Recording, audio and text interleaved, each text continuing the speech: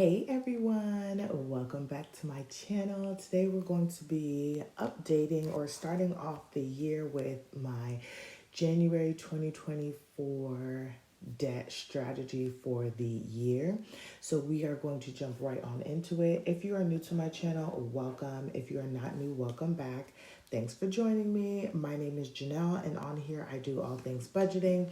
I also include work week lunches, grocery hauls, meal planning, and lifestyle videos. So if that is something that you're interested in, don't forget to hit that subscribe button.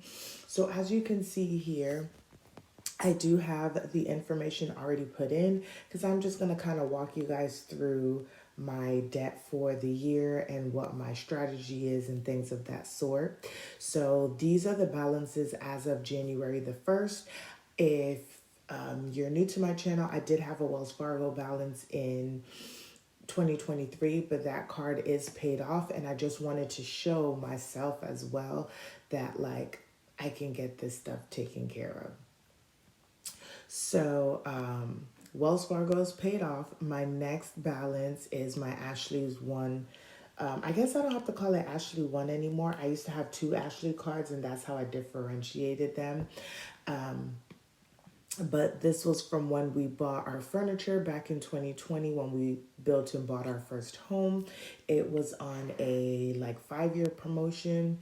So I have until 2025 to pay it off, but I've just been paying the minimum on there. So my remaining balance is $22.73. So $2,273.68. Like I said, it's on a 0% interest rate. And the minimum payment now is going to be $96, which was the original payment, plus the $25 from my Wells Fargo. And since I'm starting it in January, that's the reason why I did the minimum payment that way. Because even if I can't put extra monies towards the debt, that's what should just be going to the debt regardless. Next is going to be my Amex. Now, it's not like my true Amex card.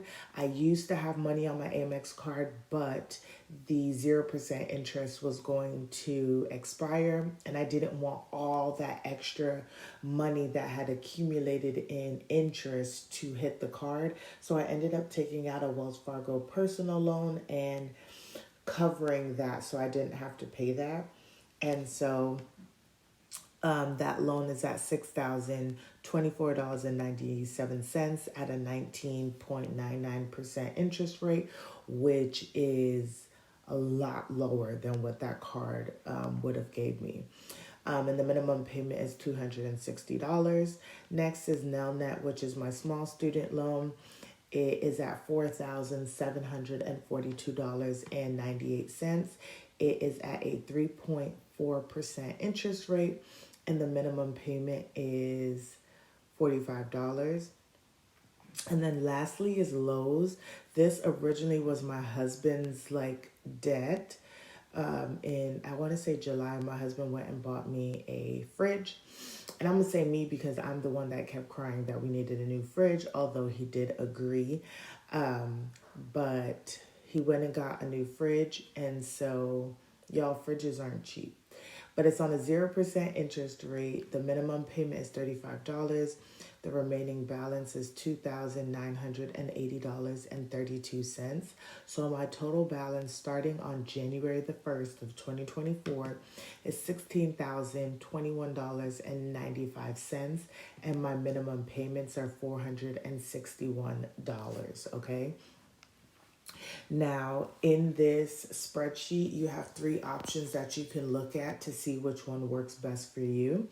They have the snowball method, which is the lowest balance first. So you're snowballing that money. So I would start off with Ashley's Furniture and then use all my money and tackle that debt. And then that 121, once that card is paid off, would then go on to pay for the next bill, which I think would be Lowe's. And then you'll take that money and you just keep snowballing it until you pay all of your debt off. The second one is going to be the avalanche, which is you do the highest interest first. So technically, I would start paying off my Wells Fargo Amex situation because that's the highest interest. And then I would work on all of the other cards in that order. So it would be the first two would be Amex and Nelnet because they have interest rates.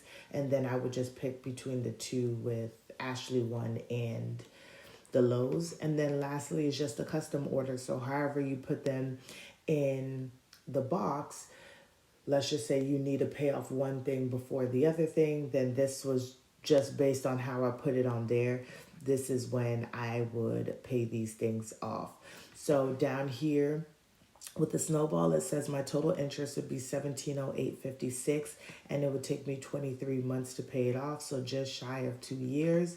If I did the Avalanche, I would only pay $838.57 in interest, and it will take me 22 months. And if I did a custom order, it would be $1135.76. Once again, 23 months, just shy of 2 years, okay? So I have decided, because I just know what works best for me, I am going to be doing the Snowball method. I know some people may say like, well, like, look how much interest you're going to pay. For me, it's not about like how much I'm paying. It's like David Ramsey says, it's like a psychological thing. And if I see myself accomplishing small goals, I can stay motivated and get these things paid off. These are also estimates as well too. So I may not pay $1706. Let's just say I get a super big raise or I'm getting large bonuses and I pay these two things off super early. I may get to some of these things that have interest and pay them off sooner and things of that sort. So I'm just not too worried about the interest side of it. Yes, it sucks to pay that, but I just want to be able to see myself pay these debts off. And to be very honest, I want to get rid of Ashley's One just so that it's off the books, so I don't even have to worry about potentially getting interest charged to my credit card, to that credit card. And I may move stuff around because we just got this Lowe's and it's on a 2 or 3 year deal. Maybe I put this to the back burner and maybe work on Nelnet and Amex. But we'll see. But the real strategy is to just work in this order. Ashley One says that I should have it paid off by June. Lowe's says that I should have it paid off by October. Nelnet says I should have it paid off by August of 2025. And then is this August, September, October, November of 2025, I should have my Amex paid off. Y'all, from my personal budget, I am committing myself to an extra $325 in extra payments to put towards my debt. I did calculate that if I'm able to find $500, I believe it is, if I can do $500, I'll actually be able to pay off 3 of my debts. Wait, I don't think it, okay, there we go. 3 of my debts. Let's see. Yeah, I'll be able to pay off 3 of my debts in 2024. I know Nelnet says February 2025, but I get 2 extra checks because I get paid bi-weekly, and I know that I'll be able to cover off some of those extra debts.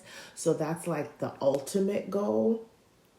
But this is just going to be the minimum because I really would like to get all of that off and go into 2025 with just the Amex, because we also have other goals that we would like to work on.